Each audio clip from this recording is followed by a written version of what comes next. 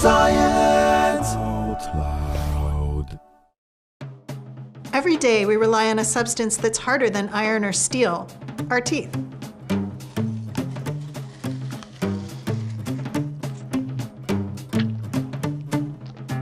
So if teeth are harder than steel, they must also be harder than bone. And if they're harder than bone, then why does your jaw, which is made of bone, not crumble under all that pressure?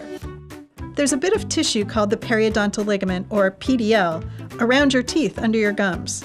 The PDL is a shock absorber, cushioning your jawbone from all the chewing forces. Okay, so far so good.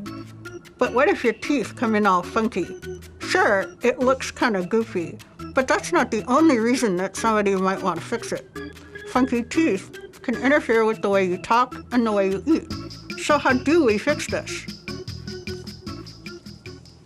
Well, we basically break our mouths with braces, except it's actually our bodies that do the breaking.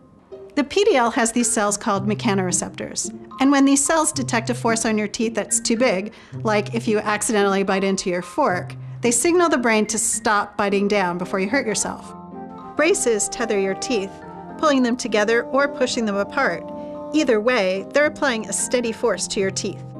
And when mechanoreceptors in the PDL sense this kind of smaller but sustained force, they signal cells called osteoclasts to the area, which spew out acid and proteins to dissolve parts of your jawbone.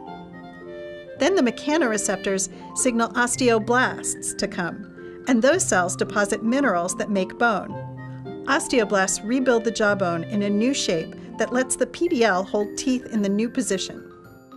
So braces basically force your body to dissolve itself and then rebuild itself according to their evil whims. Sounds barbaric, right? But your body is actually breaking down and rebuilding bone using osteoclasts and osteoblasts all the time, not just if you have braces. Bone remodeling is just the way our body grows. The infant body replaces almost all of its original skeleton by the time it's a year old. And it happens throughout our entire life. 10% of my bone material is technically new since last year. We can manipulate the bone remodeling process to not only get straighter teeth, but also to treat diseases like osteoporosis, which make your bones very brittle. By keeping overactive osteoclasts from dissolving the bone so much, or by boosting osteoblasts to produce more bone, drugs can prevent bones in those patients from breaking so easily. People with severe bone injury have to rely on bone transplants, where they take bone from other parts of their body and move it to the damaged area, which is sometimes not even possible and is always painful. So instead, Paula Hammond's group at MIT has created a new material that very slowly releases proteins. And these proteins cause osteoblasts to go right to the site where the injury happened and generate new bone. Now, this was a really big deal for us because it's really hard to generate something that very slowly releases the protein. Most of the time, the protein comes out very rapidly and gets swept away in the body so that it no longer has any effect. It's easy to write braces off as a form of medieval torture, but it's kind of amazing that this mouth torture actually works.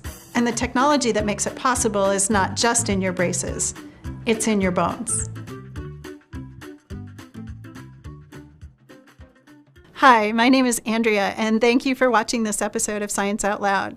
If you like this episode, why don't you check out some of these other videos? And visit our website. They're separate things.